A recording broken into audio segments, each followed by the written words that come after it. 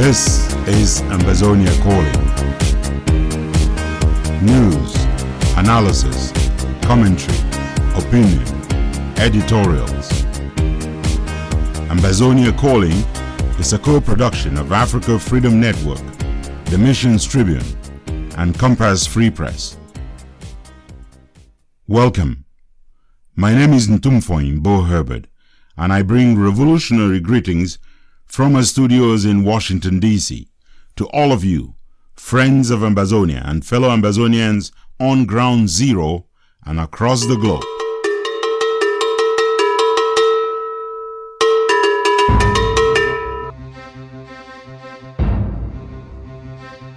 Amnesty International is indicating that the indices for a complete meltdown are flashing red in the Cameroons.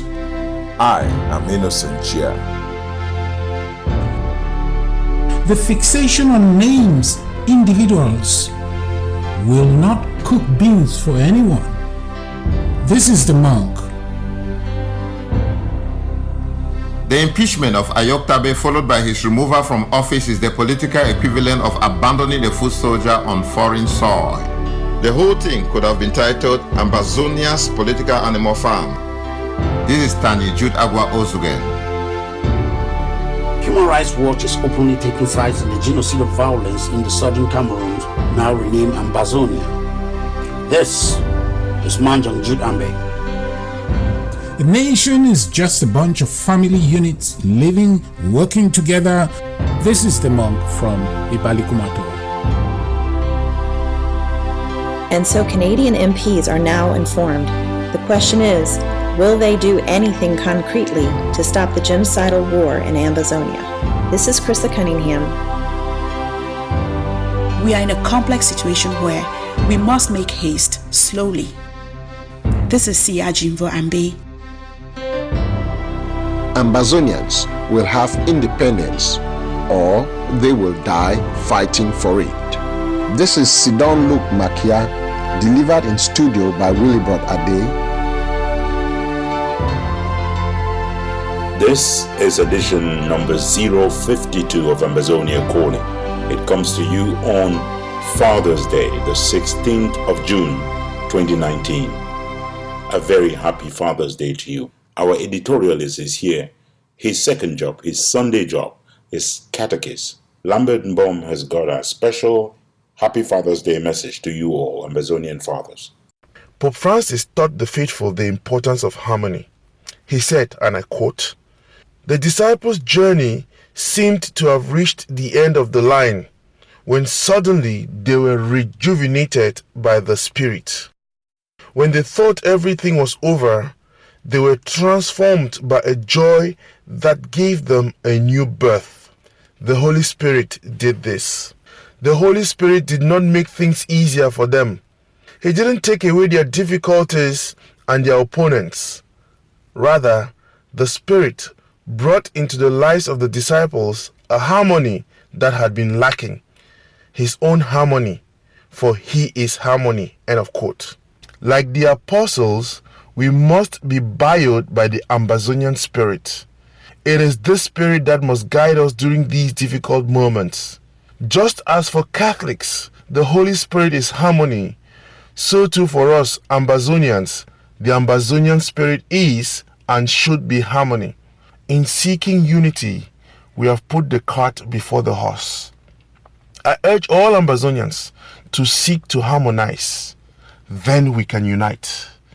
On this Father's Day, let us all acclaim the many fathers languishing in jails, the many fathers who have given up their lives for this struggle, the many fathers who strive daily to provide and protect for their families. May we too, fathers of the Ambazonian struggle, seek to bring harmony to this struggle, seek to harmonize and then unite. Happy Father's Day. And listening right there to that message, we know that what we did on Mother's Day was inadequate. Oh, freedom, freedom is coming, freedom is coming, freedom is coming, oh yes, I'm free. That would be the fault of the Catechist. He's staying on here with me to provide our editorial for the week. It's got a strong message. Anyone still in doubt about what Ambazonians are looking for, one thing they are not looking for is for a quick fix. Here's Lambert Bomb. Ambazonians are not just seeking an end to the violence. We are not just searching for peace. The quick fixes and patches being bandied around will not work. The bona fide intentions of Cardinal Ntumfoyn and his Anglophone General Conference is one of such quick fixes. While there seems to be international support for such an initiative, we must not lose sight of the fact that it is, in fact, a death trap. It perpetuates the very problem it purports to solve. It is not just what the world wants for us, but what we really want for ourselves. There is despair and despondency, and the danger is to throw in the towel and take anything for a solution. Then the words of compatriots languishing in the enemy's dungeons, independence now or resistance forever, must continue to ring out loud. Cardinal Ntumfoyn is no doubt a respected prelate of the Catholic Church. His initiative provides an escape valve for the demonic and barbaric regime of La République du Cameroon to avail of to continue its stranglehold over Ambazonia.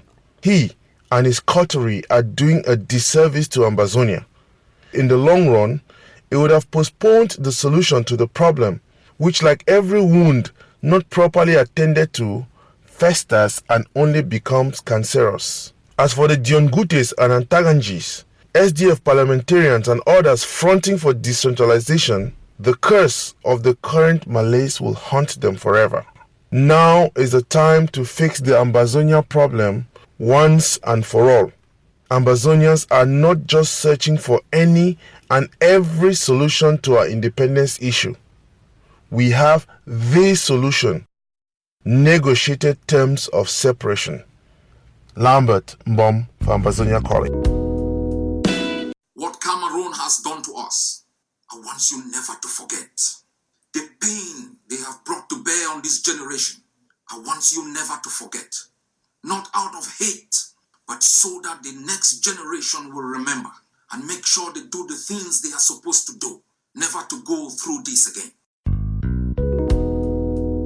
I will continue to play my part to ask the people of Southern Cameroon to take their revolution into their hands and continue the fight to liberate themselves. I'm sorry to say, because of France's policies in Africa, in French Africa, the state of La République du Cameroon do not have any pressure on them to find a way to resolve this issue, because they are always thinking that no matter what happens, France will always be there to give them coverage.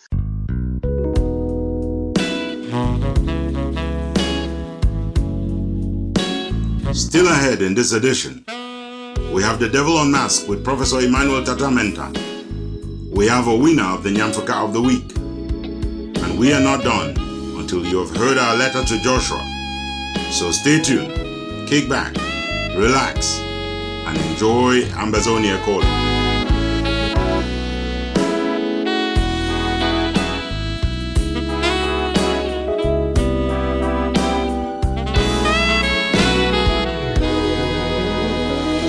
It was another week of very sad news all across Ambazonia, with dozens of citizens slaughtered in cold blood by the genocidal forces of Mr. Biya. Here is Innocent Chia with the first part of our news wrap-up for the week. Amnesty International is indicating that all the indices for a complete meltdown are flashing amber red in the Cameroons. All signals in Cameroon are red as we speak. Appearing before the Subcommittee on International Human Rights of the Standing Committee on Foreign Affairs and International Development, experts including Titi Abaye of Amnesty International stated that the government in Yaoundé has done everything wrong in response to the crisis.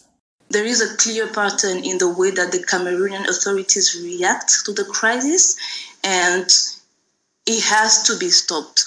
Speaking via video feed from Senegal, she testified that Yaoundé is treating citizens who are calling for political reforms in the same manner they are treating Boko Haram terrorists in northern Cameroon. What the security forces did in the northern regions, what they have been doing is not over yet.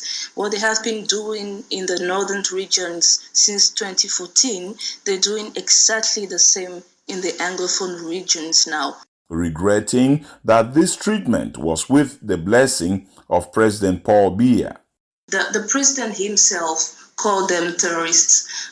He called them terrorists and he called for the army to respond to that.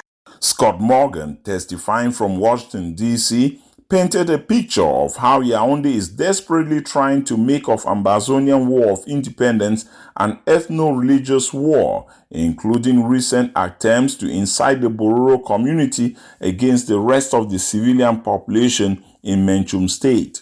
On Monday, June 17th, the Canadian Parliament will be hearing more testimony, specifically from Michelle Bachelet, the UN Commissioner for Human Rights. Currently, the only way forward to resolve the conflicts in Cameroon is by mediation. There most likely will not be a military solution. Depending on findings, Canada could push for collective action within the Commonwealth of Nations, where she is party in good standing. Authorities of the Montgomery County in Maryland are urging Ambazonians of Montgomery County to a town hall-style briefing on the humanitarian crisis in the Cameroons next Saturday, June 22nd, from 5 p.m. to 7 p.m. Organized by the African community in Montgomery in collaboration with the Office of Community Partnerships and the Office of Human Rights, a trustworthy source tipped off to Ambazonia calling that given the quality of guests and speakers, the Cameroonese embassy is planning on attending the event and skewing the narrative, hopefully to paint Ambazonia as a figment of disgruntled terrorists. The place of meeting will be the Montgomery County Executive Office building on 101 Monroe Street, Rockville, Maryland, 20850. Dr. Lucas Ayabacho, executive leader of the Ambazonian Governing Council, EGOC, has extended a hand of fellowship to the jailed leader of one of the IG factions, Sisiko Ayuk Tabe. Everyone collaborate to defend the homeland. Collaborate to kick Cameroon out. Whereas the midweek move has been heartily welcomed by Sisiko Ayuk Tabe supporters as a show of empathy and unity, it has been lambasted as sheer demagogy by SAKO supporters. Some analysts believe that the EGOC leader is telephoning a message to his own followers to leave him in charge, even if behind bars. There are growing voices, including from career politicians within Cameroon, clamoring for the release of Sisiko Ayuk Tabe and co. as a sign of good faith on the part of the government of Cameroon. You don't want a leadership that is credible amongst them. Et pour qu'ils s'organisent, il faut qu'ils sortent de prison. And they should come out of prison. Let me just tell you what. Let me just say something. Let me just add something. Yes. Je voudrais tout simplement dire que. In fact, they have given some preconditions because you cannot say you want to engage somebody into a boxing ring and then you tie the hands of another person behind his back and the other person is free, ready to fight, and then this other person's hands are behind his back. That is not how they do dialogue. But in an interview with French media outlet, Barrister Akeremuna said the government has shown any unwillingness to find sustainable solutions. Nijon Frundi has complained of getting rough-handled by colonial officials of Cameroon after he was denied access to an area around where recent fires at the national oil refinery Sonara reportedly caused damage to property. The chairman leave a message to the administrator and the forces of law and order at the scene. Here you send the police to block me because you want me to start fighting with this young man. I will not do it. But let it be on record that you people block me from going to Sonara. The Grace to Grass leader expressed gratitude for his warm welcome by some traditional leaders. Tibor Nagy, the U.S. Assistant Secretary of State for African Affairs, has again misrepresented the position of Ambazonia. People have told President Biya that he can win this militarily.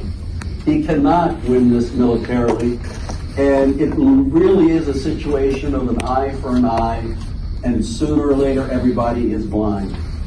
So the government, genuine dialogue, and implement the Constitution of 1997. It's been implemented totally except for two parts of it. And one of those parts has to do with decentralization, because that is what the people of the Northwest and the Southwest want more than anything else. I'm not going to, I could talk about this for hours. I will stop right there. We urge dialogue. The IG faction under Dr. Samuel Ikomesako, which announced impeachment for Sisiko Ayoktabe, has taken the story to the international media, including the Voice of America, where Chris Anu not only accused Ayoktabe, he also played judge and jury, finding Ayoktabe guilty on all charges.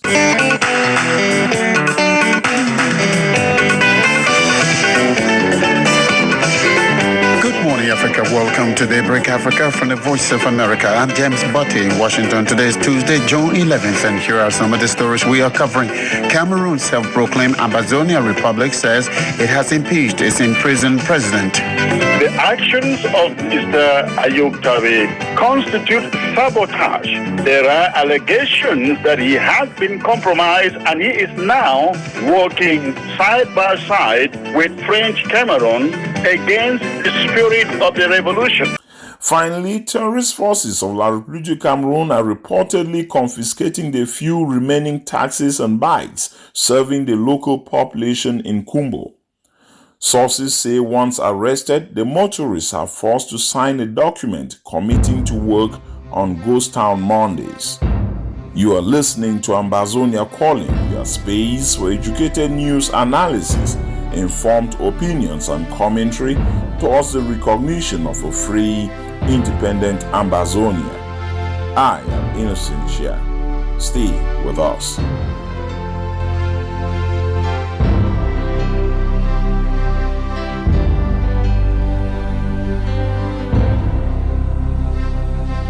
As usual, Innocent is staying with us a little longer to provide the second part of our news wrap-up for the week. Standing in the rain, fellow Ambazonians of Agam descent in the Womb area of Ambazonia's northern zone made peace in a rare moment of grace and political maturity, despite the senseless bloodletting of the last few days, in which a few Boro youngsters are instrumentalized to slaughter their non-Boro neighbors.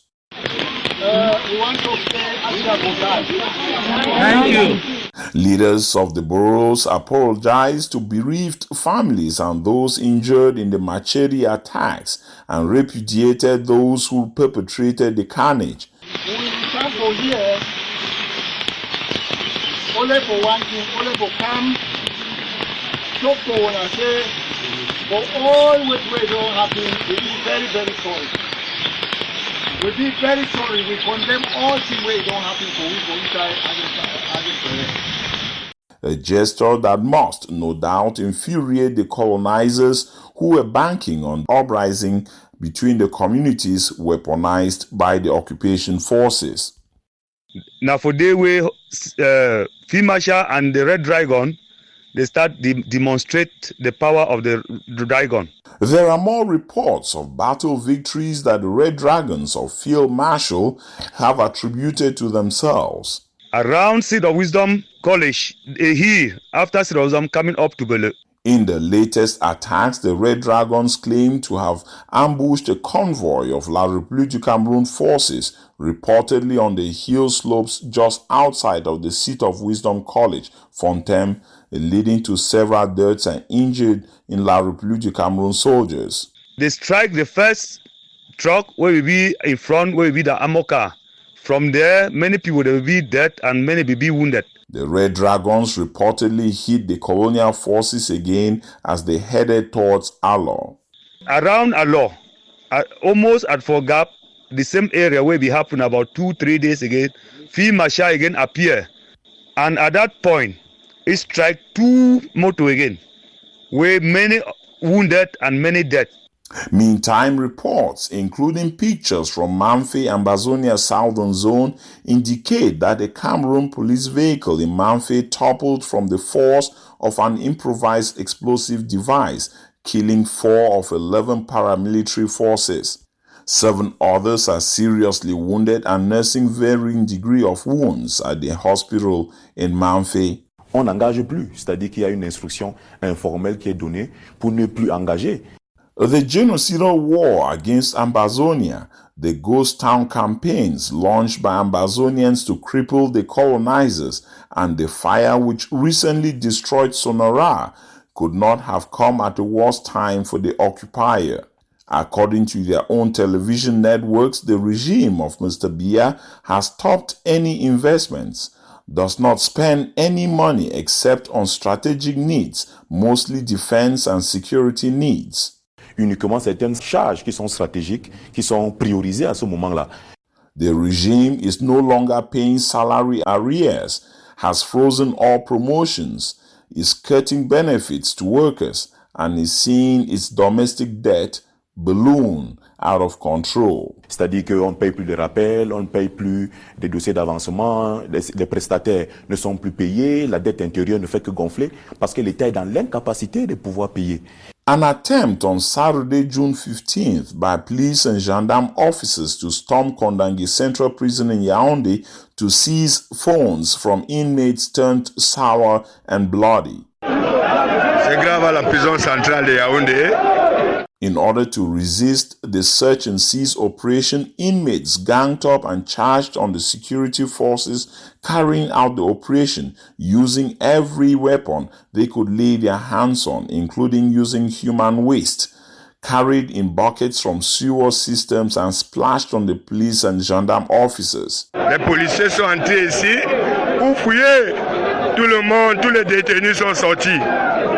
Voilà. The inmates won the battle, beating back and forcing the retreat and then surrender of the search team. Pour montrer à Paul Biya que le pays va mal, on vit dans la dictature. On en a marre de Paul Biya. C'est grave dans la prison centrale de Yaoundé. Which means that the over 5,000 prisoners and Kondangi, a prison really meant to hold 500 inmates and built back in 1967 with 16 toilets, continues to enjoy its cell phone rights. I beg your pardon, these inmates continue to enjoy cell phone rights this day, to the chagrin of colonial Cameroon. I did talk, I be wounded. Any man will please stand for this struggle. When I abandon Eric, he thinks them. A majority of Ambazonians rejected calls by, among others, Eric Tato to join citizens of La République du Cameroon to demonstrate outside the White House on Friday. May Eric one with that Francophone people one, he can't coach that Tosako because they don't talk say no matching. If not bribe Eric don't take him for La République, may go back their money back. Eric Tato and others had hoped that the protests called in reaction to the shameful killing of a 4-year-old baby in Ambazonia would be a good moment to communion with citizens of La République, but the calls were rejected on grounds that Francophones seek regime change for a different country and have previously shown no sympathy for the slaughter of Ambazonians. They must small. Eric Tato, you know who they talk. Na me, mama, na me the talk. Several audio messages posted on social media this weekend draw the attention of Ambazonians to the danger of slipping back into the northwest-southwest divide. If we don't be very, very weak in the past, not because of northwest and southwest divide, if we don't be very, very, very, very, very confused in the past, not because of northwest and southwest divide, if we don't be able today for challenge La République and for almost kick them out, now, because we don't bridge that gap, we don't build bridges for those gutters and those valleys where northwest and southwest divide be greater. Some of the audio messages express dissatisfaction with General RK for allowing himself to even mention a note reportedly left behind at a camp in MENCHUM where 2 soldiers and a civilian were killed. They killed 1 civilian, 2 soldiers. Hey, they now they talk say na northwest and southwest war. Yes, they don't write for this and northwest and southwest war now. So I'm not happy for no 1 second for come across that General Aruki, the audio where they say na Northwest and South, they call the Menchum people for rise up for Northwest and Southwest divide. May they send this very hard message to General Aruki, say with the back, make it distant itself from such nonsense. La République du Cameroon occupying forces killed at least 24 civilians this week in raids all across Ambazonia, including in Malende on the Boyakumba Road. There were attacks on Babanki vegetable farmers around the Sabga Hills, with 9 farmers dragged out of their farms while harvesting vegetables and slaughtered.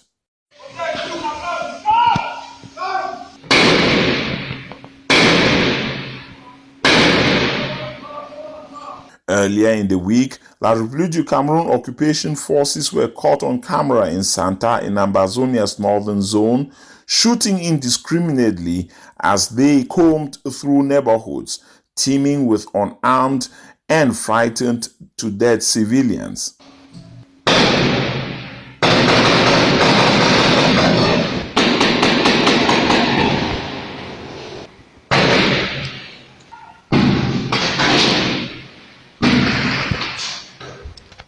Listen carefully to this audio of the indiscriminate shootings in Santa and pay attention to the end of the audio where civilians whisper prayers, petrified by the killers raiding their neighborhoods.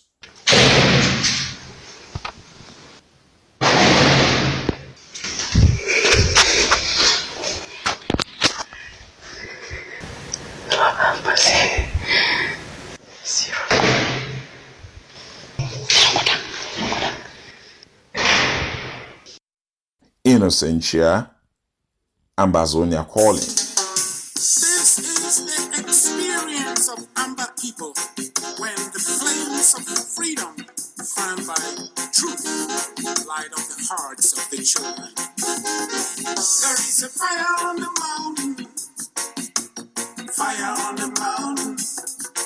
There is a fire on the mountain, fire on the mountain. Run, run, bring some water. Run, run, run, run. Run, run, bring some water. Run, run, run, run. In recent weeks, a number of developments in the Ambazonian revolution have been revolting for a number of people. Possibly infuriated to the same level as many of you are listeners, Tanyu Jude Agwaozugen took a baseball bat to go after the politicians this week.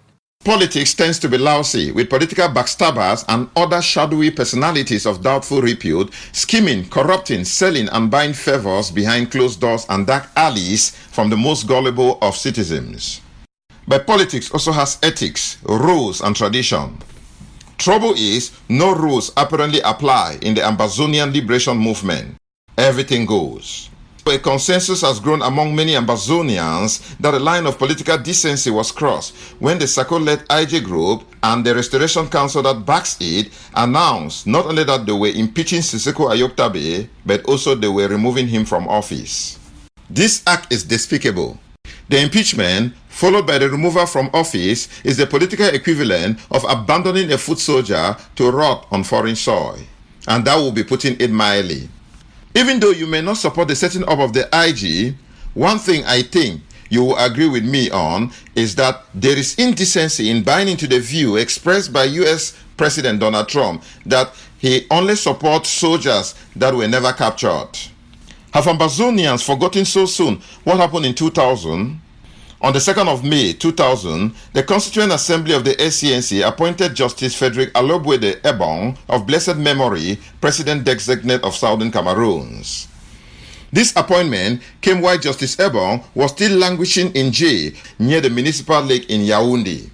The goal was to help drum up international support for his release. Failing to defend Ayoktabe is losing even the tiny moral compass this revolution might have been guided by. On the other hand, and this bears emphasizing, insisting from the dungeon of the colonizer to lead the people of Ambazonia is wrong. Flat out wrong and misguided. The only thing that could be more out of place is trying to lead from one's grave. Siseko Ayoktabe was already being given the same treatment as late Justice Ebong, and to the discharge of Comrade Sako and Co., who have previously promised only a caterpillar or bulldozer will dislodge them from the trappings of seize power the whole, the first round of enemy fire came from prison, leading to the return of fire from Sako and Co. All this mess could have been avoided if everyone involved did not have a disproportionate craving or, as our people will say, long throat for power. The surrogates of both sides are doing the only thing they do best, and demagogues of all stripes and colors are doing their best to use the crisis to position themselves. The whole thing could have been titled Ambazonia's Political Animal Farm. If those who brought impeachment wanted to show that they were for the rule of law, they would have at least shown that Siseko Ayoktabe is not guilty until proven guilty. They made themselves both judge and jury. This is what happens to a revolution that rejected the option of electing a leadership, choosing instead to allow political monsters to rise and declare themselves who they are not. The comedy gets better when you hear those justifying their action by citing some constitution. Which constitution, may I ask? Did so many of us miss when it was drafted and voted into law? Why do so many of us like to sing, dance to, and acclaim our own music as the very best of the land? Did we forget how many illegitimate governments exist in this revolution? Does anyone need a reminder that Fongoji Dinka is president of Ambazonia too? Did I forget to mention that Ayabas A Gulf C is waiting in the wings? Boy, oh boy. When shall Ambazonians, notably those in the so-called Restoration Council, outgrow this childishness and get serious? Why are so many so dubious, irresponsible, infinitely stubborn, sleazy, creepy, unapologetically and even devilishly hedonistic? When will they put an end to actions that are antithetical to the aspirations and expectations of the people of Ambazonia? Shall anyone please inform the political loudmouth with oversized come-no-go political ambition to focus their energies on building cohesion and then making sure the Biya regime cannot wiggle itself out of the coming negotiations without delivering for Ambazonia what they desire most and have sacrificed so much for? Because you know what? Atayawuna Ambazonians. This is Tani Jude Agua Ozugen for Ambazonia calling. Since the days of John the Baptist, the kingdom of God suffered violence. Only the violent one takes it by force. Show on the ground king. Boom. You the cry, about what the cry. Don't tire, about what why. Women are the crying, crying. We are the crying, crying. About what they crying, crying. We the crying.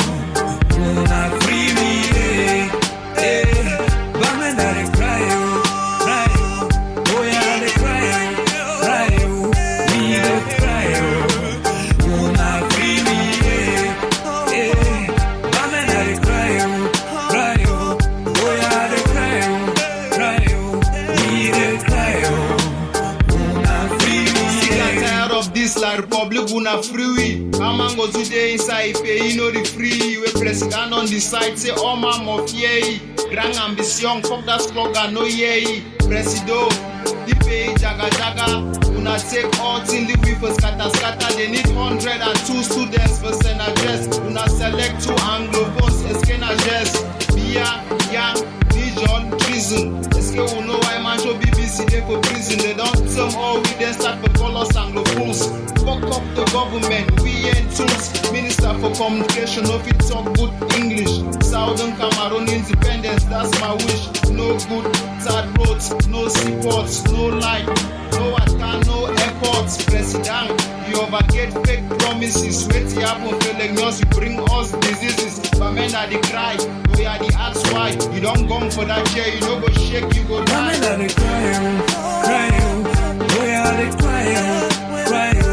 About what they crying, crying. We the crying. Una free me, women are the crying, crying. We are the crying, crying. We the crying. Una free me. Let no one say I did not warn them. All this team today, they have got baseball bats out. Here is the monk from Ibalikumato, commenting on why institutions in Ambazonia will be so much more important than the fixation on individuals and groups. It's all about who can cook beans. If citizens consider themselves as the core of what constitutes the state of Ambazonia, it ceases to be a case of who is who, Franco-Cameroonese style, and becomes a case of what is what. One individual cannot cook beans for 8 million plus citizens, but a functional system can do that and more.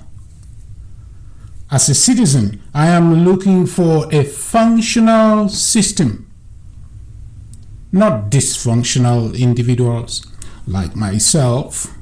Individuals will come and go. Systems, if functional, will outlast several generations. The fixation on names, individuals, I repeat, will not cook beans for anyone, but a system that enables citizens to cook their own beans without any hassling by weasels is the one to look and work for. Again, invoking the name of one human, even Jesus, will not sweep or clear the grass in anyone's yard or pick up the trash in front of Kumba City Council. Systems, people, that is the algebra, that is the work to do that a lot of citizens, even those who have self-propelled to positions that citizens call leadership. I'm not sure how that happens, but it is what it is. The fact that one citizen gets called leader does not mean that they can solve all citizens' problems. Can they? Fixation on individuals is a 1 point of failure risk that a community of upright people should stay away from. That is just my 2 shillings. This is the monk from Ibalikumato for Ambazonia Calling. So get on now on the train, everybody. Get on now on the train. Mothers, fathers, get on now on the train. Children, get on now on the train. Sister, brothers, get on now on the train. Husbands, wives too, get on now on the train. Oh, Abba, Father, bless us. Oh, Jesus Christus, guide us. Oh, Holy Spirit, lead us on the restoration journey of our liberty. So, restoration train is our freedom train. There is still a long line of analysis and commentary still to come in this show. For the time being, and on the other side of the jingle of the Devil on Mask, Barrister C. Ajimvambe will deliver the 7 takeaway messages from last week's interview with Brian Curran, the expert in negotiations.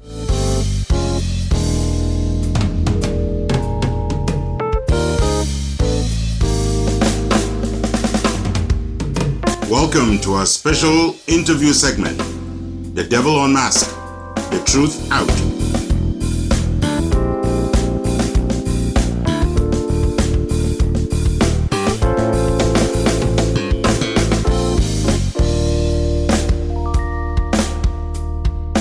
If only we had known. Shall this be one of the statements that will haunt Ambazonians when all is said and done? Hopefully not.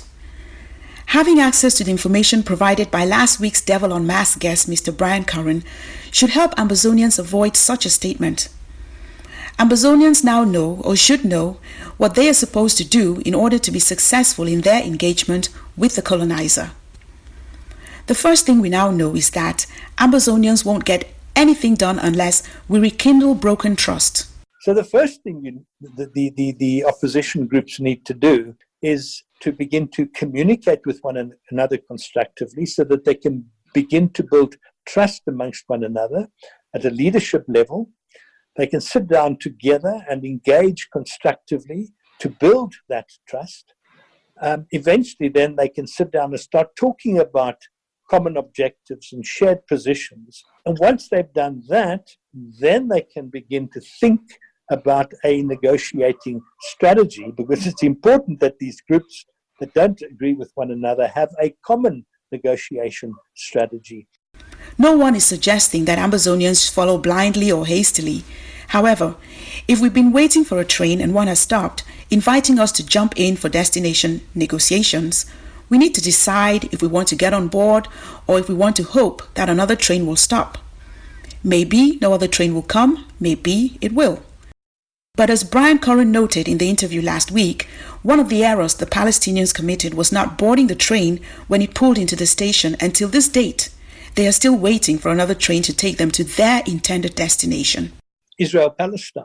There have been opportunities, particularly during the 1990s, where the parties could have reached a resolution, but they wasted it. And ever since 1999, the Intifada, which started in 1995, there hasn't really been another opportunity as good as those which arose initially coming out of the Oslo Accord in around about 1990, 1991.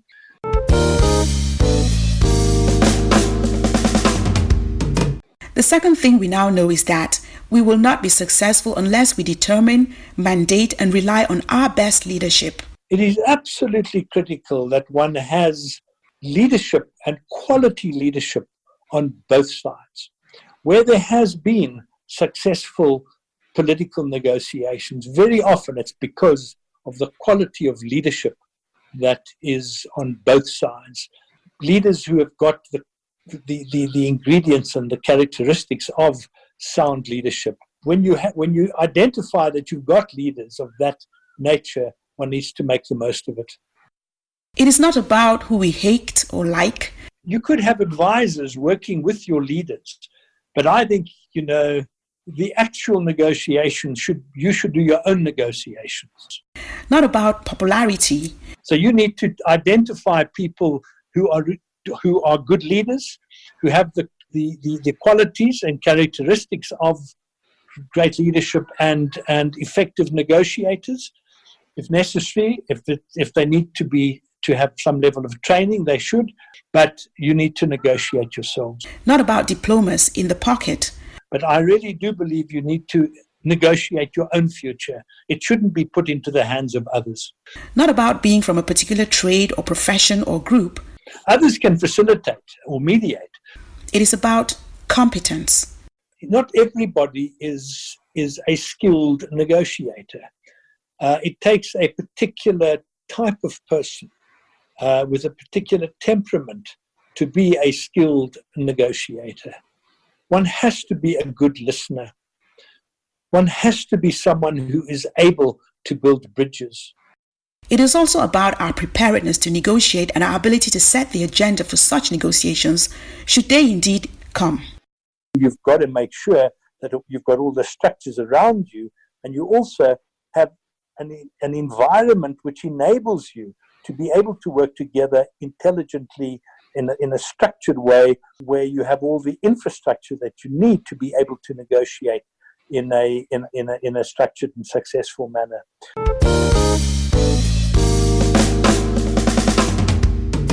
The third thing we now know is the dire need to build true cohesion among us and to ensure that negotiations are inclusive of every Ambazonian. Your negotiations need to be inclusive.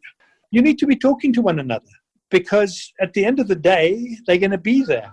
And if you're not talking to them, the government's going to talk to them.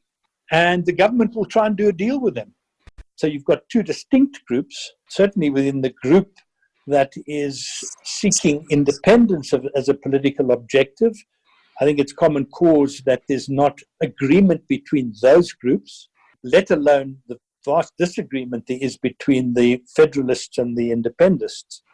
So you'd be shooting yourselves in the foot if you were to try to negotiate from that position, because you'd be negotiating from a position of weakness.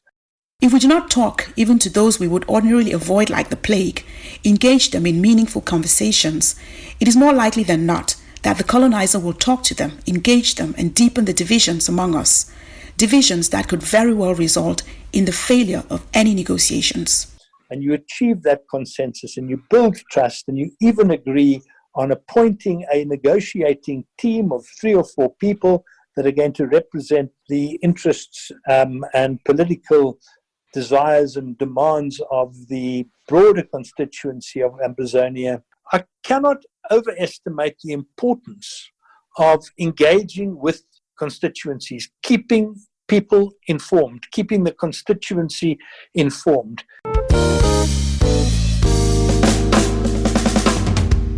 The fourth thing we also now know is that the choice of a mediator for negotiations equally lies in the hands of Ambazonians. That person has to be trusted by both sides.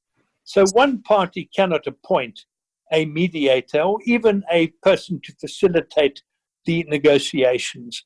It has to be an agreed person which both parties commit to. You could have a process where the parties agree on how a mediator is selected. And it could be a mediator not known to either party. There is a lot of talk out there about La République du Cameroon designating Switzerland, or more precisely a Swiss NGO, as its mediator. Clearly, Ambazonians do not like this choice, for obvious reasons. What Ambazonians should therefore do is begin to identify who they would like to serve as their mediator, for as the expert Mr. Curran explained, each party to a negotiation can very well have their own mediator if they so choose. Alternatively, what sometimes happens is you have 2 mediators. So both parties can appoint a mediator. And mediators would have the experience and the ability to be able to work together. A mediator plays a much more active role than what a facilitator does. The mediator is more inclined to get involved, to meet with parties, sometimes separately, trying to build trust also between the mediator and the parties, trying to identify levels of potential movement between the parties, but working separately and then bringing them together at appropriate moments and managing the process in a much more sort of interactive way and an intrusive way sometimes than what a person who facilitates negotiation would do.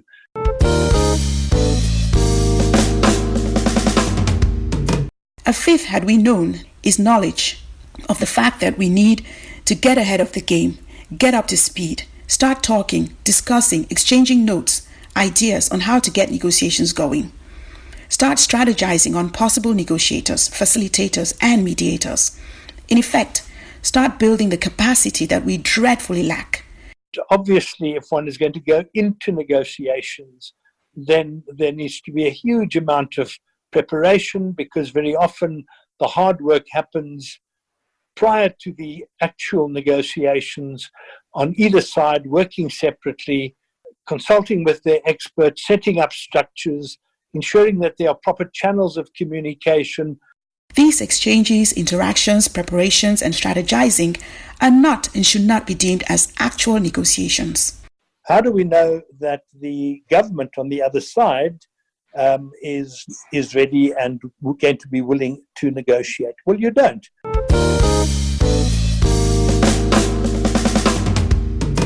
The sixth thing we now know is that it is not simply because La République du Cameroon says, or might have said, that it wants to negotiate, that it will actually negotiate in good faith. Obviously, governments are more powerful, they're cohesive, they can abuse processes. Yaoundé may in fact be using the much talked about negotiations as a strategy to find yet more ways of crushing Ambazonia. Ambazonians must therefore remain very alert, fully engaged, and ready to demonstrate that they will not give up the revolution until they get to their intended destination, BOYO. You also need to be lobbying and working with the international community, because the international community can put pressure on the leadership, political leadership of La République to engage constructively in negotiations. So that environment has to be ripe as well. And there needs to be that political will on that side, on the side of the government of Cameroon, to negotiate in good faith.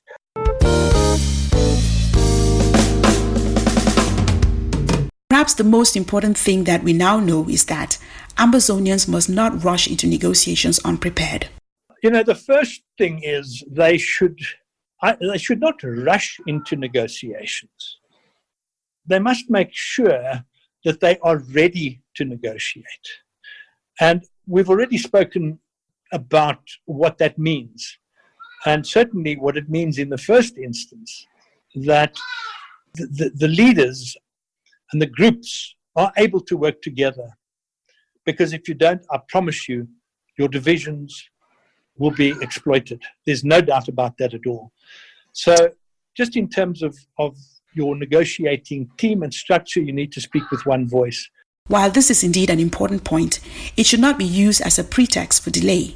A time arrives when a government realizes that there is no alternative but to good faith, constructive engagement. And that's when the iron is hot. One needs to strike and enter into the negotiations at that point in time. As already noted, the window of opportunity, the train that has arrived at the station, may not wait for too long, and once gone, may never return to the station. There's sort of a pre-negotiation, confidence-building measures undertaken by both sides.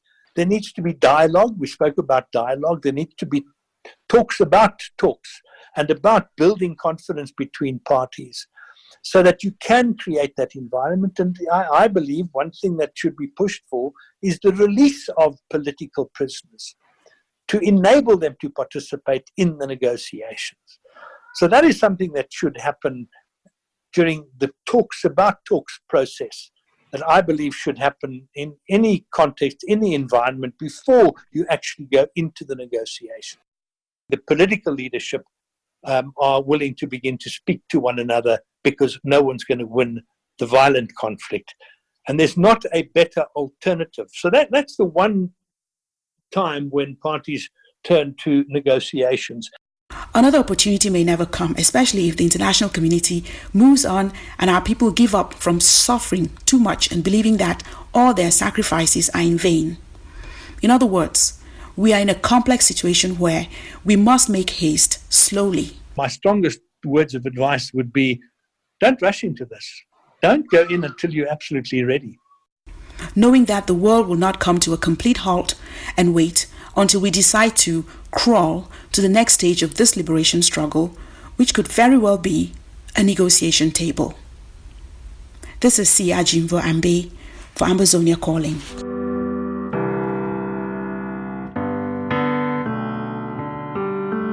It started like a joke and I smiled. From Meme to Momo, we said no violence. Now I know not how to smile, 'cause my loved ones are gone. There is no place to call home. Our homes have been burnt. I am homeless in my homeland.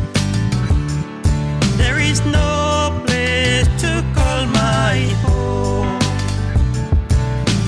Homeless, homeless, homeless in my homeland.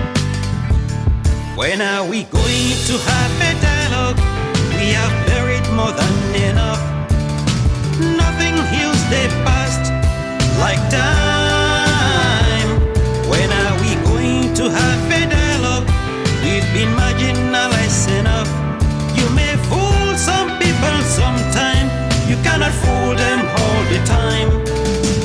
Homeless, homeless. I am homeless in my homeland. As we headed into this Father's Day weekend, there was an announcement out of the interim government group inviting restoration forces to basically attack humanitarian relief convoys. Any delivery truck or driver seen delivering food or humanitarian assistance anywhere in Ambazonian territory shall meet the consequences. Don't say you have not been warned. And any farm or chief's palace, village, town or community seen hosting any of the humanitarian trucks from French Cameroon shall face the wrath of our restoration forces. Every truck carrying French Cameroon humanitarian aid should be intercepted, confiscated, and the contents of it destroyed before they use it to massively poison our people. Restoration forces are also on orders to arrest anyone caught distributing food from French Cameroon in Ambazonia. Under Rule 55 of the International Committee of the Red Cross, it is an obligation on the part of all parties to a conflict to, and I quote, allow and facilitate rapid and unimpeded passage of humanitarian relief for civilians in need. That is the obligation part that we have as Ambazonians. La République du Cameroun is failing that test even by providing humanitarian relief because they are not qualified to do that job. You cannot be supplying humanitarian relief when you are the same army that is killing people. The International Committee of Red Cross rule that I referred to also insists that such relief has to be impartial in character and it has to be conducted without any adverse distinction, subject to their right of control. Say yes, warring parties can control that relief effort. La République du Cameroun is failing that test and is hanging out a bait that the interim government group should not take, including should not make the threats. Our people are mature enough and have shown previously that they can reject humanitarian aid from the same monsters who are killing them.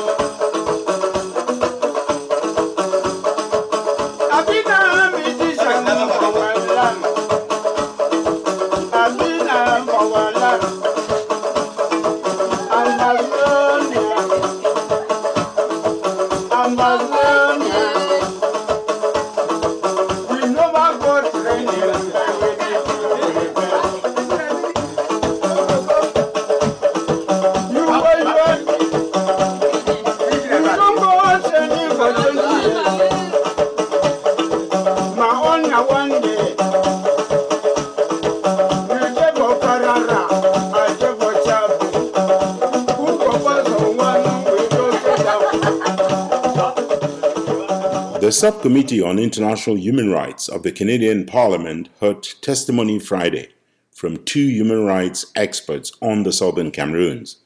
Scott Morgan briefed Canadian MPs from out of Washington, D.C., and Titi Abahi of Amnesty International was linked in via video conferencing facilities from Dakar, Senegal. Chris Cunningham has got a report in two parts, beginning with what rights expert Scott Morgan told the Canadian MPs from Washington, D.C. It was one short session, but Canadian members of Parliament got an earful. Scott Morgan let them know of the latest dynamic in the war against Ambazonia.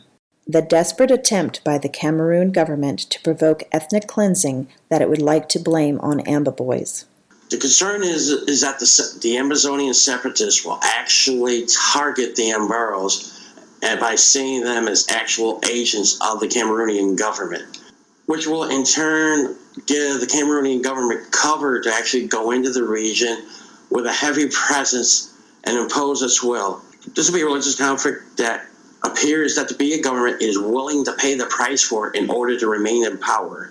Scott Morgan warned that this is a ruse, a counterintelligence stunt by the Cameroon government aimed at getting the United States to provide more support to the regime.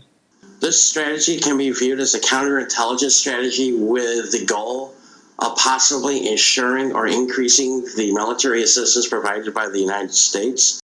Everyone agrees that the ethnic cleansing the Biya regime wants to start can only make the genocidal violence worse. This action could make the conflict worse by actually turning it into a religious conflict.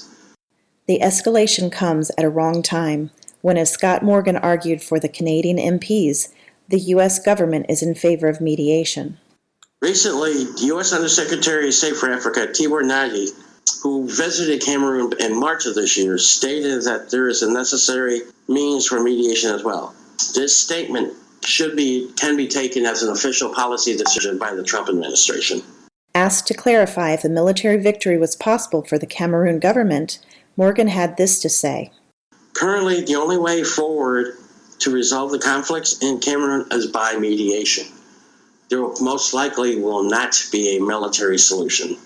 On recommendations for a way forward, Scott Morgan urged the Canadian government to use its experience with separatists in Quebec province to support a negotiated settlement in the Cameroons. Recently, several reports, including from the Wallenberg Institute, has requested the Canadian government to step in and be one of the parties that help mediate in this conflict. Considering the history that within the Quebec, the issue regarding Quebec, and Canada's long-standing ties with Cameroon dating back to the days of independence, this may be an actual good idea. He also called on Canada to take action before the Commonwealth of Nations, including through setting up a working group, as was done in the case of Zimbabwe. The recent actions by the African Union in suspending Sudan for the violence that has taken place in the country after the overthrow of Omar Bashir. Another action from the Commonwealth Ministerial Group that could be taken is the setting up of a working group within the body, similar to what took place in Zimbabwe after the controversial 2002 elections. Scott Morgan also called on African intergovernmental organizations, notably the African Union, to follow the model it used this week to sanction the military junta in Sudan for the violence against civilians to punish Cameroon as well. The suspension from the AU could be used as a model for what could be taking place within Cameroon if it's properly discussed by its peers. Morgan pointed out the need for Canadian parliamentarians to look for information on the conflict, fully aware of the suppression of information and the use of lobbying firms to launder the image of the Cameroon regime. Here in Washington, the Cameroonian government has retained the services of 3 high-profile lobbying firms, one of which is Squire Patton Boggs. Between July of 2018 and December of 2018, this group has received more than $250,000 from the Cameroonian government for advice and PR regarding advice on U.S. policy towards Africa and to assist in PR. Another group is Glover Point Group. They have a similar mission as well to assist Cameroonian government with PR here in Washington, as well as Mercury Communications. And invited Canadian MPs to not fall for the regime in Cameroon, pretending that this is an internal conflict. The Cameroonian government says that we do not have a problem here. A lot of this is just propaganda, fake news, whatever, or this is an internal matter. That is a problem that needs to be addressed. And so Canadian MPs are now informed, if they were not informed before now. The question is, will they do anything concretely to stop the genocidal war in Ambazonia? This is Krista Cunningham reporting for Ambazonia Calling.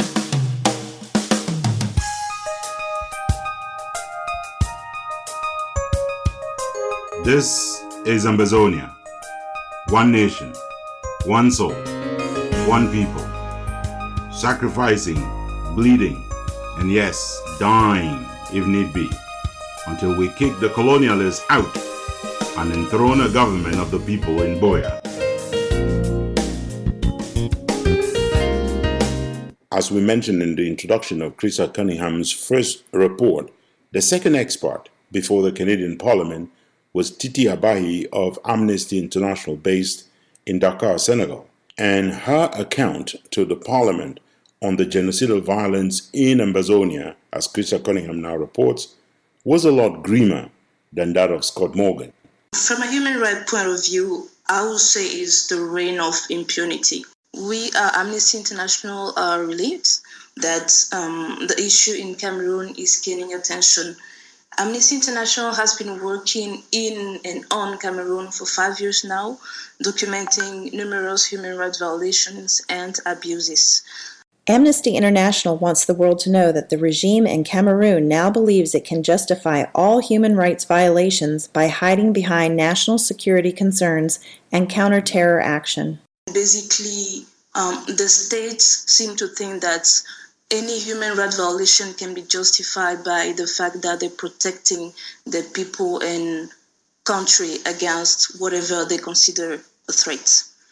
Amnesty International, which has closely followed the fight against Boko Haram in the northern parts of Cameroon since 2014, now says the people of Ambazonia are being treated exactly the same way as Boko Haram terrorists.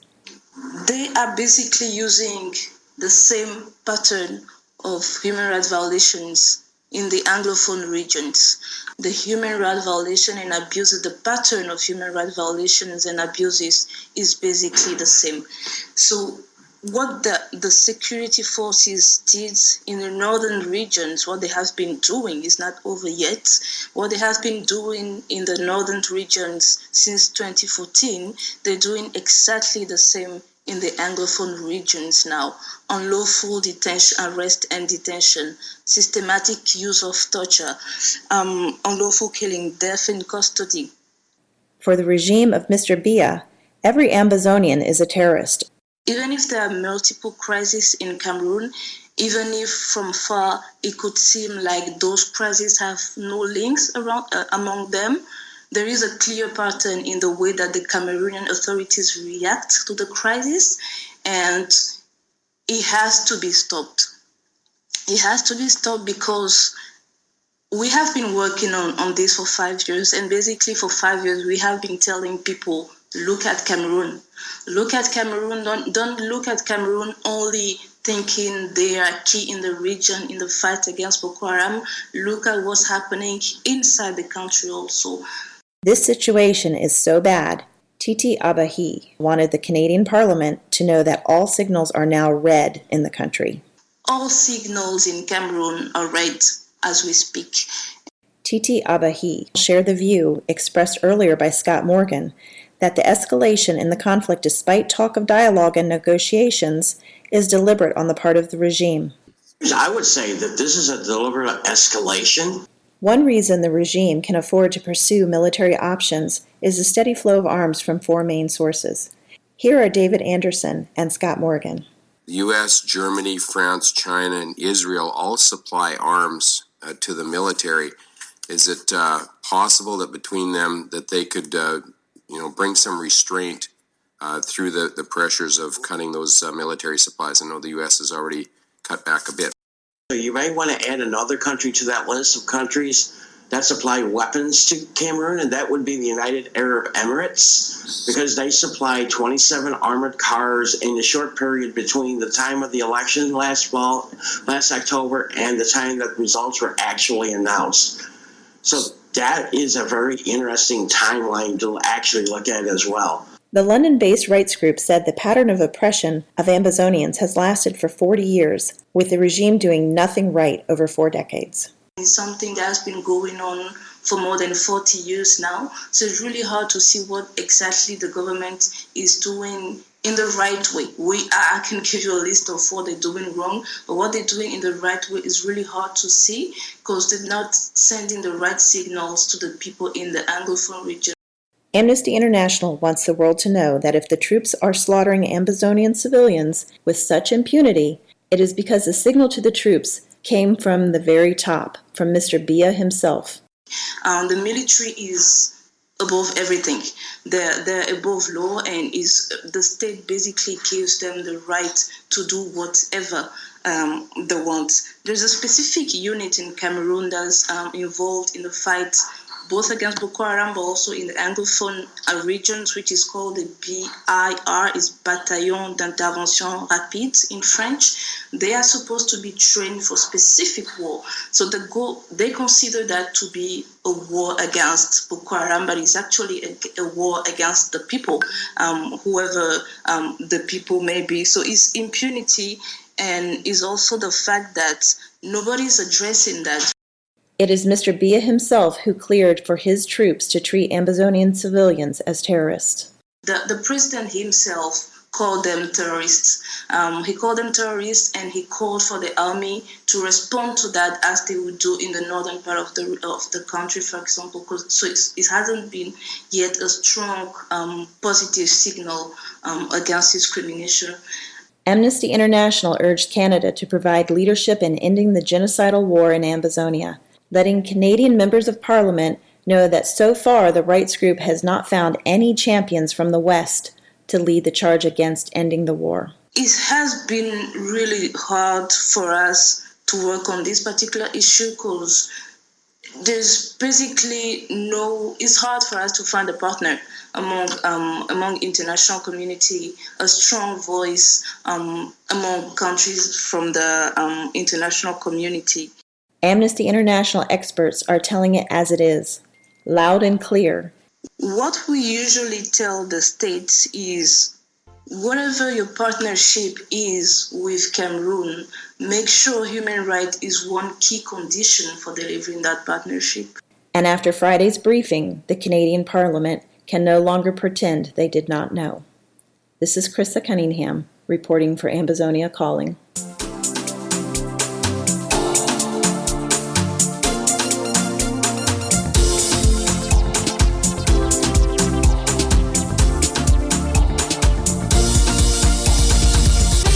We don't do foolish, but when there are capital fools out there, we make it our duty to find them, and every week we crown one of them the Nyamfuka of the Week.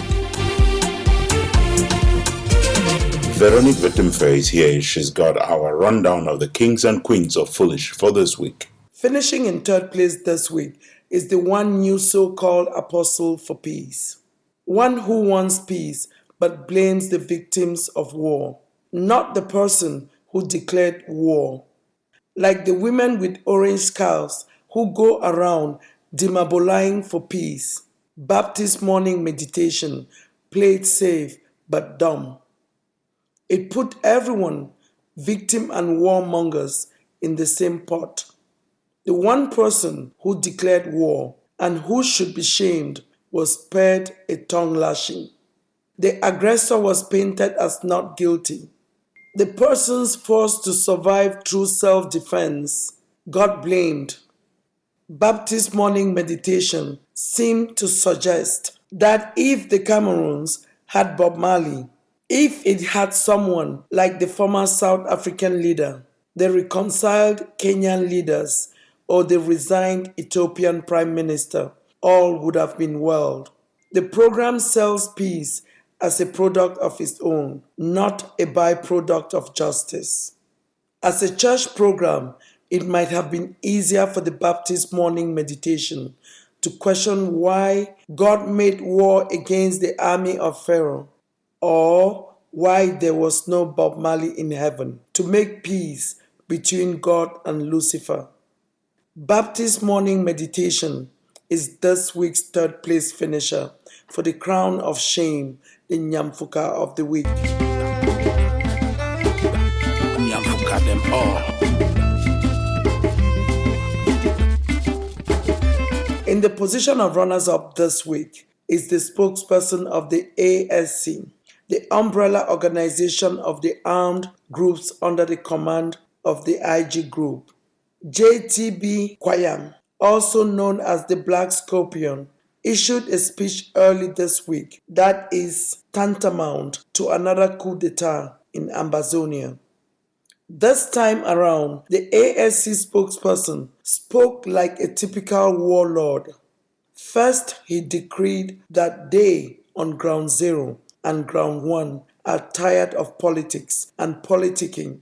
And what better way to show that tiredness than by dropping the military uniform in favor of Mufti? The ASC spokesperson decreed the suspension of any political powers by any leader not on ground zero or on ground one to call for any action. He issued an ultimatum for all the political movements to form a government of national unity within 24 hours, effective June 11th, or see the military wings take over the revolution. Nearly a week after, the Black Scorpion and the other wannabe warlords have done nothing but blow hot air. No action, neither of a political nor military nature, making the ASC spokesperson JTB Kwayan this week's runners-up for the crown of shame, the Nyamfuka of the Week. Nyamfuka them all.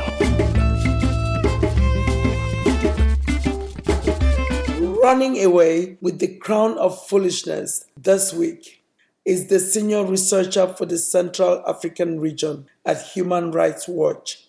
This week, the Human Rights Watch official, Ilaria Allegrozzi, returned to the vomit of this New York-based organization, which has been quick to cover up for the Biya regime and to blame Amber Boys for the crimes committed by Atanganji's fake Amber Boys. Speaking on French TV, France 24, Ms. Allegrozzi blamed Amber Boys for the kidnapping of the students from St. Augustine's College, so a crime like the kidnapping of students from PSN Gwen committed by pro-regime militias.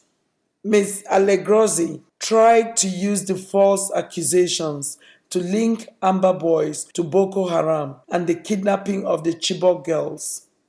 It is a shame that Human Rights Watch seems to have accepted the role of whitewashing Cameroon's image for victimizing victims of human rights violations while protecting the regime perpetuating the violations. Ms. Ilaria Allegrozzi of Human Rights Watch is this week's winner of the Crown of Shame, the Nyamfuka of the Week. Nyamfuka them all. This is Veronique Vertimfe for Ambazonia Calling.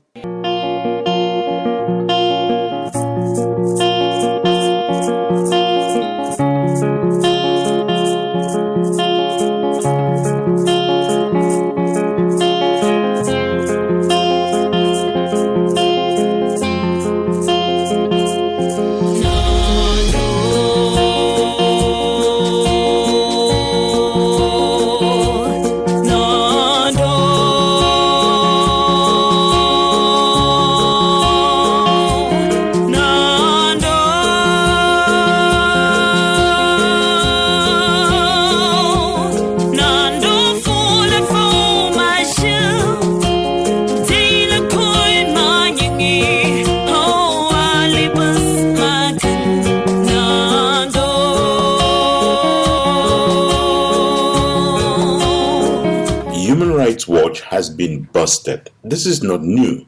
This is like the dog going back to its vomit. They just prove there's no perfect crime. Human Rights Watch has been carrying water for the Biya regime, covering up for them, and in a recent interview on France 24, they were caught again pants down. Here is Barrister Manjong Jurambe.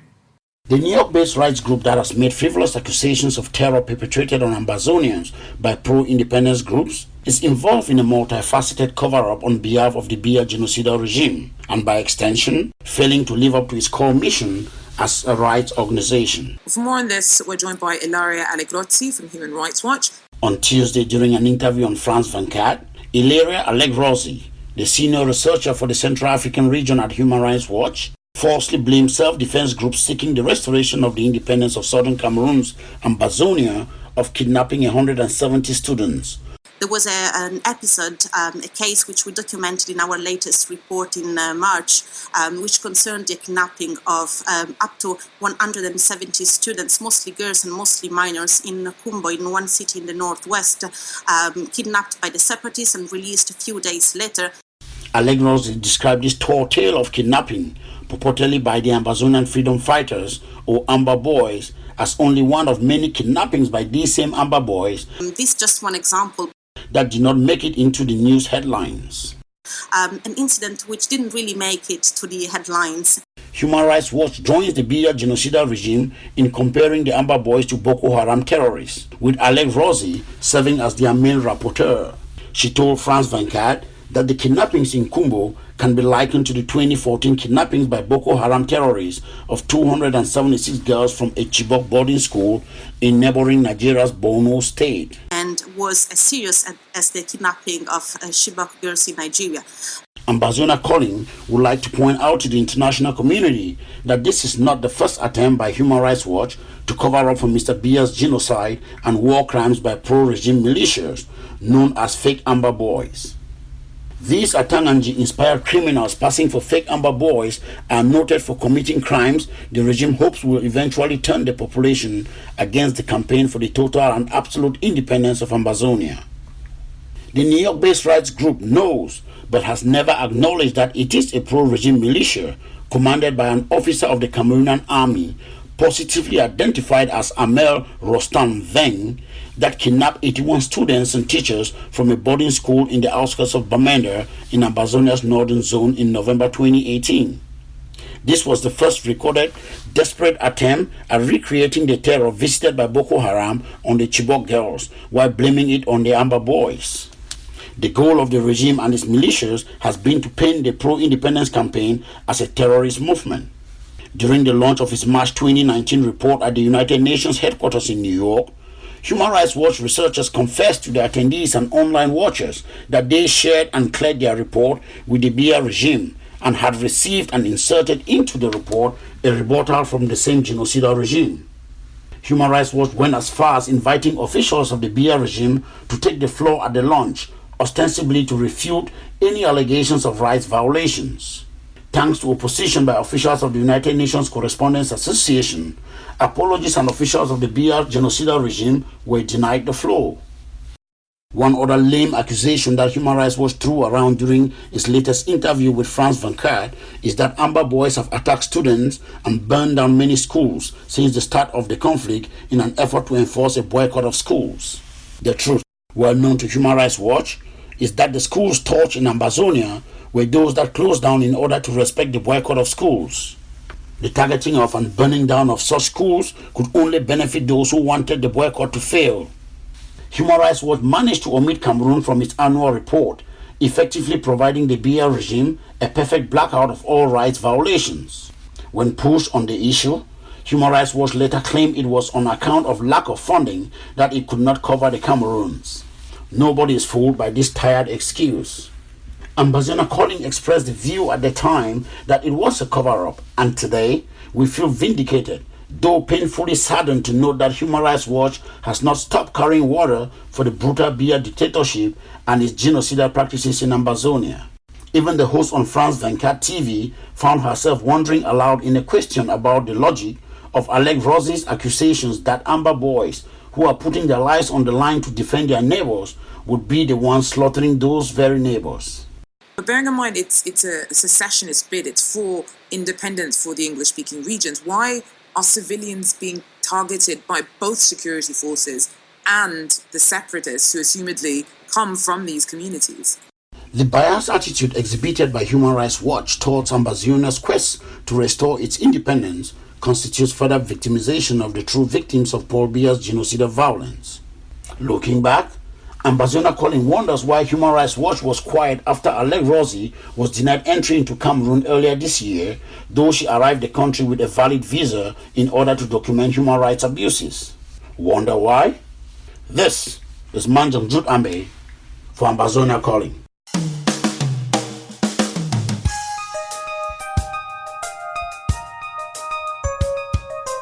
This is Ambazonia. One nation, one soul, one people. Sacrificing, bleeding, and yes, dying if need be, until we kick the colonialists out and enthrone a government of the people in Boya. On the other side of this jingle, we're going to go to Radio France International. We're going to hear some of the excerpts of the interview granted this week by Barrister Akere Muna, where he discusses dialogue and touches on the Anglophone General Conference of Christian Cardinal Tumi, which he believes will not be granted permission to hold. Barrister Akere Muna is the leader of Cameroon's Now movement. Do you believe, or how much credit do you give to last month's announcement by Prime Minister Dion-Gute that President Biya is now ready to dialogue on all issues? Well, firstly, I have to congratulate Prime Minister Dion-Gute because he's somebody I know personally from way back. We are both legally trained, and he has put a lot of effort and goodwill into this by actually moving to the Northwest and trying to talk to the people. But I don't believe he has all the tools he needs, and I don't believe he has the kind of elbow room he needs to be able to do what he's called upon to do. The biggest problem we have is the fact that the people have lost all confidence in the government. And the biggest element in any discussion is trust. And I think the government, since the 90s, has lost, that. That is why, of course, those who spoke about federalism in the 90s are now talking about secession, and that's serious. And the government is managing this for 3 years. We started with people with stones and road blockades. Now we have people with rifles and then guns. Something is being mismanaged here. Now, a group of religious leaders led by Cardinal Toomey have been trying to initiate a mediation of their own for more than a year now, but without any success, owing to the reluctance of the administration to simply sign the permit that would actually allow them to hold the conference, the All Anglophone Conference. Correct, yeah. Now, they've put in a new request to hold a forum on the 12th and 13th of July in Bamenda. Now, what do you know about the preparations and the level of enthusiasm the initiative is generating in the Anglophone I will be very surprised if the government allows the meeting to go on, because the outcome of such an Anglophone conference is to have what can be called a common Anglophone platform and certain aggregated requests from Anglophones. And that would be a huge pressure on the government. So I don't believe that they keep saying they're going to authorize it, but I don't believe that they are really going to go that way, because they're afraid that it might degenerate into something bigger, some kind of a national conference of Anglophones, really. So for the moment, you can claim that there are many different groups of Anglophones with different tendencies, but if you had an all-Anglophone conference, it crystallizes their position into one aggregate, one position, and that could be a huge pressure on the government. So I don't believe that they will let that happen.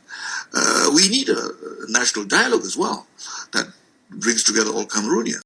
The leader of the Now movement in La République du Cameroun was in Paris attending a conference that he himself jokes calls the full-blown crisis in the Cameroons a nascent crisis. I was actually invited to be part of a panel that had to do with the situation in Cameroon, which they call the nascent crisis. I mean, I have an issue with that because it's not really nascent. It's fully blown from the figures that you've given. In our session, we're fortunate to have the former president of Burundi, President BOYO, who walked in and also was able to give his insights. And it's very interesting what he said. He said he thinks the crisis in Cameroon is a very easy one to solve. All you need is political will. That was pretty good. Pretty good? Do we need a conference in Paris on the nascent crisis in the Cameroons to find out that political will is needed? The French are just swindling the world, and they've got politicians like Akeremuna who can lend them some credibility. Ambazonians are described as terrorists, even by Akeremuna. The Ambaz fighters, terrorists or secessionists. Wait a moment, what did he call us again? The Ambaz fighters, terrorists or secessionists. Mamma mia. Well, there's more. Akeremuna doesn't make a distinction between Amba boys providing self-defense to their population and La République troops attacking and killing this population indiscriminately. The population, is really being squeezed by these two forces, and that is sad. And later it is in womb. It's very bad because it developed into actually a confrontation between communities who came out with machetes and stuff like that, and that is very bad. Both communities, according to him, were out with machetes, chopping each other down. And you think it could spread? It could spread. Let me agree on one thing here with Akeremuna. It is absolutely horrifying what La République du Cameroun troops are doing, the burning down of villages. We are over 200 villages burnt. So if 1 or 2 gendarmes are killed, they will come there and just burn down the village. I don't just understand why there's a little giggle, a little laugh when he talks about this scorched earth policy as was practiced in Vietnam and Algeria. Which is something learned from Algeria and Vietnam. But that only fuels the fire, because the homeless from these new villages, the young guys from these villages move on to the next and mount a bigger fort. Indeed, Amba moves on and builds a bigger, larger, more resilient force. Waiting you want them from us, must I suffer, come out for our country, come out. I say this one a danger because some people no go ever chop this njangi. Come out. Who be you? Who be you? Poverty. Who be you? Come on, come for life. Who be you? KAI. Who be you? Come out. Who be you? Who be you? Corruption. Who be you? Come out. Who be you? Now I don't know. Who be you? Come out. Father heal our land from the likes of Gomorrah. Come out. Father heal our land from the likes of Lucifer. Come out. Ambazonians are willing to go through talks, discussions, negotiations, mediation, facilitation, whatever is needed to get the independence. One thing they are not doing, they're not turning back, and they're not helping build a one and indivisible. One other thing, they're not letting anyone speak on their behalf. Not the world, not the United Nations, not anyone. Here is Shidon Luke Makia, delivered in studio by Willie Brotade. Talks, dialogue, negotiations, discussions, whatever it is that is being prepared by way of a political solution to the genocidal violence in the Cameroons should be inclusive of the ordinary Joes of Ambazonia. Plenty of preparatory work is required for tight tongues to become loose and large chatterboxes to slow down and listen. One of Ambazonia's biggest setbacks is that too many of us who speak do not know what they are speaking about, and those who know all too well what is going on do not speak, giving the false impression of a lost cause. Those who have vuvuzela mouths and cannot zip it dominate what most befittingly can be described as Ambazonia's madding political crowd. Yet, we are a lot better than what meets the eye and what reaches the ear. We are Ambazonians, determined, decided, unstoppable, not willing to settle for anything but independence, and ready to die fighting for it. That is what no army can ever defeat. Young, energetic people, even those who erstwhile had never heard of Ambazonia, now just need a little dose of patience, observation, and a walk down memory lane. They only need to think how their parents have been enslaved by the so-called one and indivisible to buy into and be completely invested in the revolution. The country, Cameroon, is collapsing in the image of those story buildings in Douala, Yaoundé, and Bafoussam, crashing to the ground like the Tower of Babel. Things are falling apart, and the center can no longer hold for a confederation that could have been, but was set on the weak foundations of tyranny, political fear-mania, and greed. A fraudulent Fumban conference and the conspiracy of the West against the people of Ambazonia. How nice to see the British forced one day soon to eat their own words. The pre-independence southern Cameroons that was perceived by London as a barren rock that could only survive as a nation thanks to subsidies from Her Royal Majesty the Queen has come of age. Today, it is the same persons who once dismissed it as a liability who are sneaking in furtively through the back door to sign deals to share in petrochemicals and other resources. Building on falsehood and maintaining by falsehood is the recipe for disasters that struck dead the jewels of their economy, even after they committed economic and financial genocide in Ambazonia to try to get them to survive.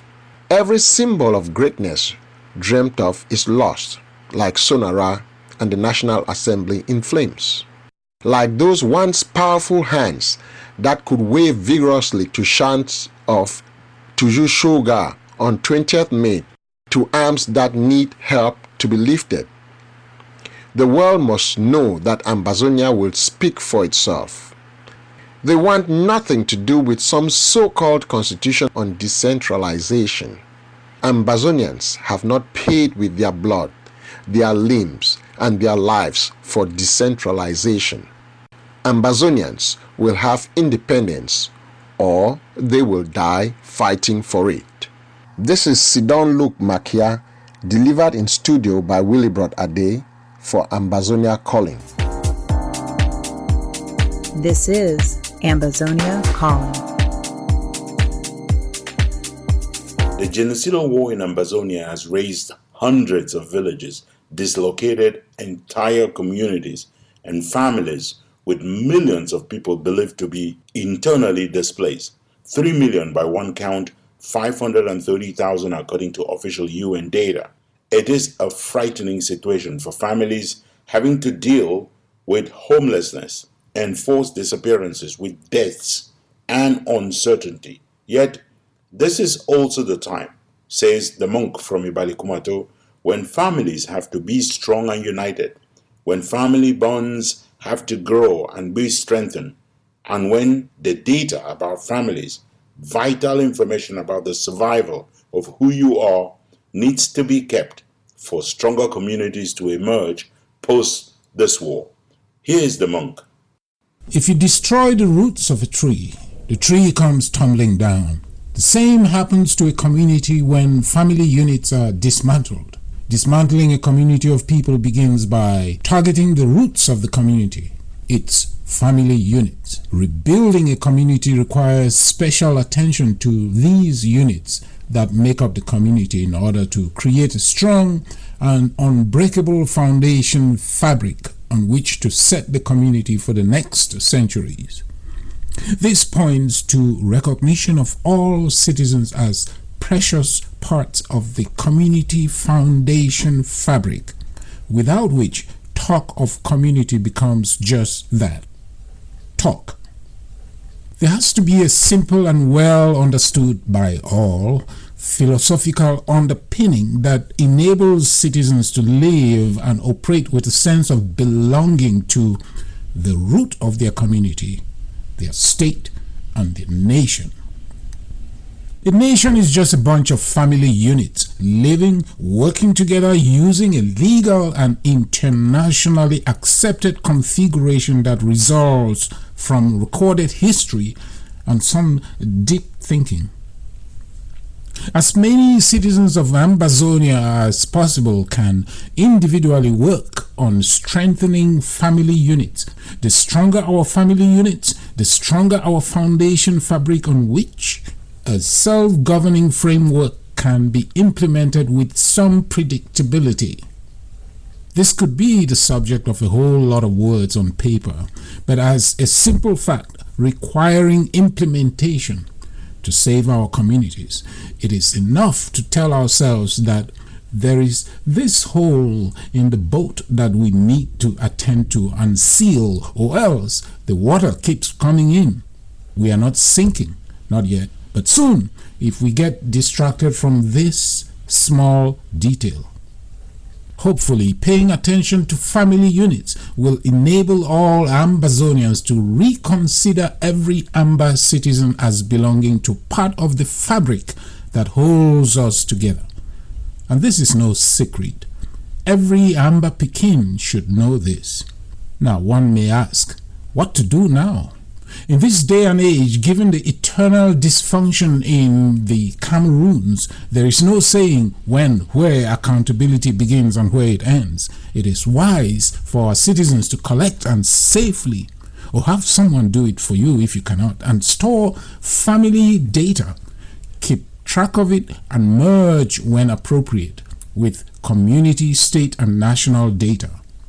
At that point, streamlining national data will begin to make some practical sense because it will point back to real people. That would be the beginning of the end of voodoo accounting as we all know it in this sub-region.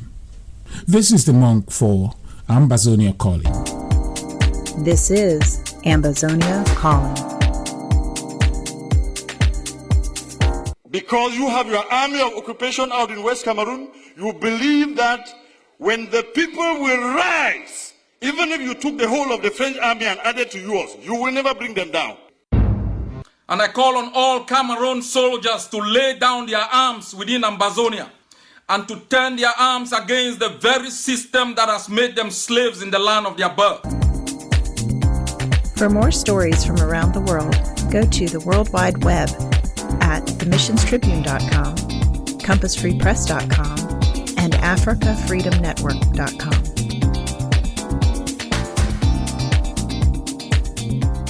Here is our letter to Joshua. Dear Joshua, it is another Sunday, and here is one more letter from me. I don't want to complain. I really don't feel like complaining. But for the fun of it, may I ask why you have not replied to any of my last 4 letters? Is it what the rumor says it is, or just what I fear it is? Are you down and out as everyone around you seems to be confirming? You are just too lazy to read, to write, or to reply to letters and all that other official stuff. So it is true that the boy president is into the intensive parts of the course for induction into the role of leader of Njangir Republic. How about you just ask him to scribble the response to my letters? I was forgetting that, the boy president himself has only delegation of powers to sign on your behalf, not govern, and definitely not act presidential. As a handpicked successor of Grand Camarade yourself, you have taught him all the right things. The boy needs to be quiet, he needs to be hardly visible. He has to look and act naive. He has to be seen, not heard. Not being in the role of Prime Minister as you were in the last days of Grand Camarade, the boy has his bread buttered on both sides. It's not so difficult to be discreet. There's a lot of things for him to worry about. He has to handle all the people who think, like the Nordists did in your time, that he is not qualified, he's not good enough to be the successor at the helm of the Bread and Sardine Republic. If I were the boy, I would be just as busy as he is right now. I wouldn't have any time to reply to any letters. He has to be sure that you are not planning to make him in charge, as Grand Camarade did with you, while retaining the leadership of the ruling party as the Super Nkunkuma. He doesn't want any double-headed presidency. He has to be sure that you are not going to cause the Presidential Guard to stage a coup against him on a certain 6th April once you leave power and are forced to live in exile after being condemned to death for trying to topple your successor. Look, the boy president has so much headache just trying to focus on how to hold the signature. I don't want you to bother him with anything else. One of his biggest worries is to make sure that you really die and that you do so in exile so your mortal remains don't return. His concern, he really wants to be able to replace all that entire Bulu presidential guard that you have in place with troops from Nangai Boko. He also has to replace the long line of ministers, directors, drivers, messengers, cooks, gardeners, all of them from Bulu land. He has to replace them with people exclusively from Nangai Boko and maybe from Lebanon. Depends on what Oga Madam says. I know you know that this is what the boy is thinking. Who would not devote such quality time to ponder through all these things? If the boy is thinking right now that instead of exile, you have to end up at Kondengi, like at Cartier, Kosovo, he has to think that entire plan through and execute it in his mind without even practicing. And he has to have it correct, because if he makes one small mistake, he's going down. You are taking away the delegation of signature. So I can understand. The boy has his job cut out for him. He has to be a good hypocrite, just the way you were with Grand Camarade. He has to be double-faced with 2 hearts, one of them belonging to a monster, the other one to the angel that you pretend to be so you can survive. He has to be an obedient beau-frère. That's one way to survive. It is one heck of a way to try to survive in the middle of all those monsters at the palace of Nkunkuma. With so many things in your mind and with such big fear in your heart as to the soup in which the boy and co could prepare to devour you, I can understand why you have not replied to any of my last 4 letters. Look, I would be lying if I told you that I understand what you're experiencing. No human being can really claim to know what it feels like to be a monster, one that is fed on the blood of innocent Ambazonians slain at the altar of the one and indivisible whatever. I can really not count on the boy president to reply, so I'll wait to hear from you whenever you can. Take your time. Don't get distracted. You may not know this, but the boy is not alone trying to pull the rug from under your feet. But tell him, I've got a secret. I've got a witch doctor who can help. A witch doctor who can turn his blood so sour, none of the monsters will want it, not even you, Joshua. By the way, that's what they have done to your own blood. That's why nobody wants you. Except perhaps the termites. They are waiting. From our studios here in Washington, D.C., our producer is Jeff McCoy. Our music today is from Ken Wanaku, the monk from Balikumato, William Ford, an ambassador of blessed memory, Eric Matisse on the web at soundimage.org, and Prince Ajwa Alemanji of Ajam Sonic Kitron, USA. Ambazonia Calling is a joint production of Africa Freedom Network, the Missions Tribune, and Compass Free Press. You can find us on the web at www.themissionstribune.com, www.compassfreepress.com, and www.africafreedomnetwork.com. Next Sunday is another day. Until then, keep the spirit, keep the faith, keep up the fight for justice and independence for Ambazonia. Stay Amba strong.